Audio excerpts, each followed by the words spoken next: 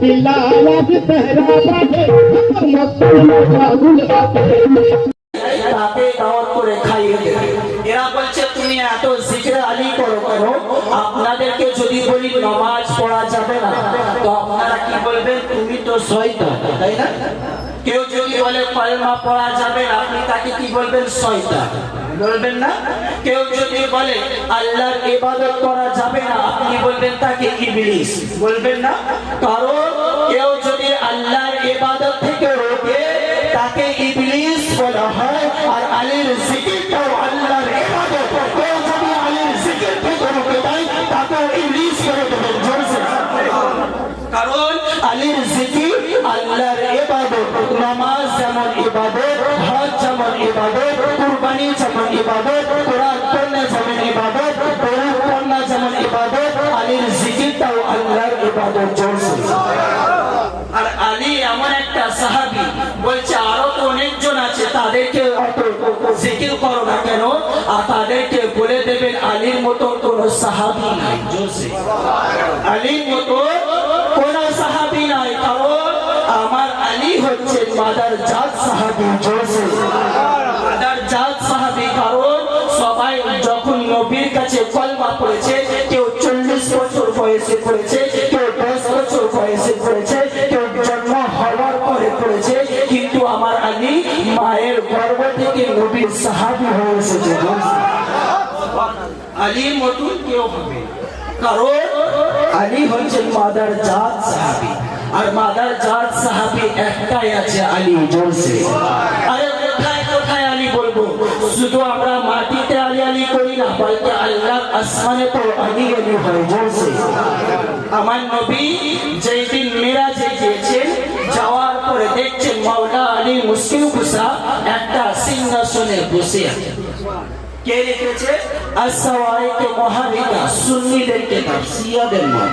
কেউ যদি বলে যে তোমরা শিয়াদের কিতাব থেকে বলে দেয়, আমি আরমান কাদরি বলে যাই, যা বলবো সুন্নিদের কিতাবে। আমার নবী যেই দিন মিরাজে গেলেন, যাওয়ার পরে দেখছেন আলী সিংহাসনে বসে আছে। আমার নবী অবাক যে আলী এখানে কি করে। তখন জিবরাইলকে জিজ্ঞেস করছে, এ জিবরাইল, আলী এখানে কি করে? তখন জিবরাইল বলছে, ইয়া রাসূলুল্লাহ, ইয়া হাবিবাল্লাহ, এটা আলী নয়। নবী বলছে আলী সূরাতে সূরাত, আলীর মতন দেখতে, পুরো সেম টু সেম আমার আলী। তখন জিবরাইল বলছে এটা আলী নয়, বলকে আল্লাহর ফেরেশতা জোরসে, এটা আল্লাহর ফেরেশতা। তখন নবী বলছেন কেন? বলছে আল্লাহর ফেরেশতারা যখন আলীকে দেখার ইচ্ছা করে, তখন আল্লাহর ফেরেশতারা এই ফেরেশতার জিয়ারত করে নেয়, আলীর জিয়ারত করা হয়ে যায় জোরসে। 70,000 ফেরেশতা সকাল বেলায় আসে, আর 70,000 ফেরেশতা সন্ধ্যাবেলা সেই আলীর মতন যে সূরাতে যে ফেরেশতা আছে তাকে দেখার জন্য আসে। যদি ফেরেশতারা যদি আলীর নকলকে যদি এত মর্তবা দেয়, এত জিকির হয় আসমানের মধ্যে, তাহলে আমার আলীর মর্তবা কত জোরসে। আমার আলীর তাহলে মর্তবা কত হবে? কারণ নকল যে আলীর সূরাতে যে ফেরেশতাকে বানানো হয়েছে, সেই ফেরেশতাকে যদি 70,000 ফেরেশতা সকালে বেলা আর 70,000 ফেরেশতা যদি সন্ধ্যাবেলা দেখতে আসে, তাহলে আমার আলীর মর্তবা কত জোরসে।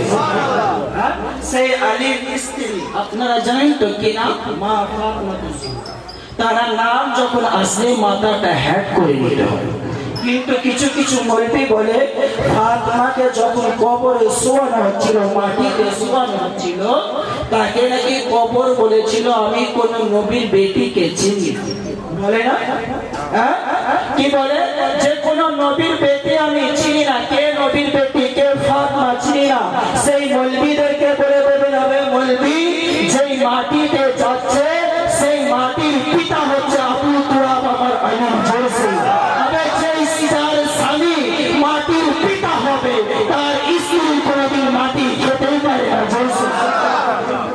তার স্বামী তো মাটির পিতা। কে বলেছে?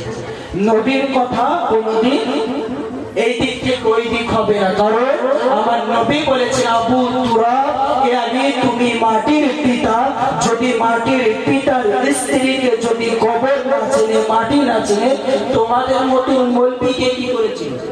এরা বলছে আমরা যখন কবরে যাব নামাজ আসবে, হজ আসবে, যাকাত আসবে, আমাদেরকে রক্ষা করবে, আর যারা করবে না তাদের কাছে সাপ আসবে, তাদেরকে এক ছোটে এমন গড়বড় করে দেবে, সেই মৌলবীদেরকে বলে দেবে যে কবরের মধ্যে সাপের ভয় দেখাবেন না, আরে সাপের পাল্লাটা চিরে দিলে আমার ভয় দরকার না।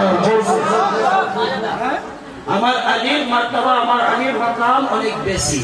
তারা স্ত্রীকে মাটি খেতে পারে না, কারণ মাটি কেন আল্লাহর ফেরেশতারা আহলে বাইতের গোলামতি করে। জোরসে আল্লাহর ফেরেশতারা আহলে বাইতের গোলামতি করে। কেমন গোলামতি করে?